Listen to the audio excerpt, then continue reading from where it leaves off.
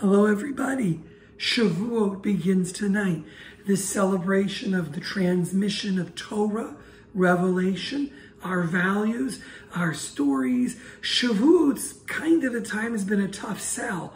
It starts at the beginning of the summer.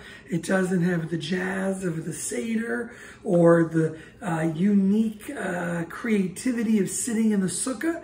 And so this festival's had hard times. That's probably why the Reform movement picked this giving of the Torah time to celebrate and mark confirmation, the confirmation ceremony.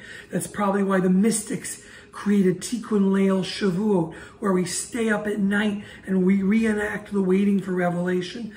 And of course, Jews have always known that there's no better way than food. And so we eat dairy foods. Why? Maybe because we need an excuse to eat dairy.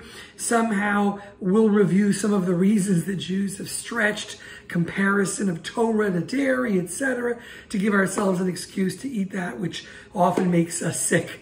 But tonight we'll be celebrating Shavuot, and Rabbi Mecklenburger and our student cantor Samantha Chamberlain and myself will each be sharing a piece of revelation, of conversations, of learning.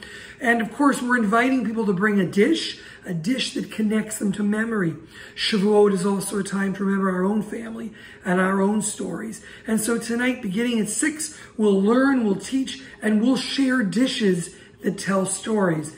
And so when we say Kaddish, our Kaddish on Shavuot, one of the key times during the year when we make memory, will be a memory of life and of food. So however you remember, whether you remember with chocolate chip cookies, a less traditional dish, whether you remember with sour cream, and remember I mentioned Jews and dairy, whether you have a kugel recipe, thank you Mimi Zimmerman for our kugel recipe, and then for those of us who aren't quite as great cooks, there's always the old frozen blintzes.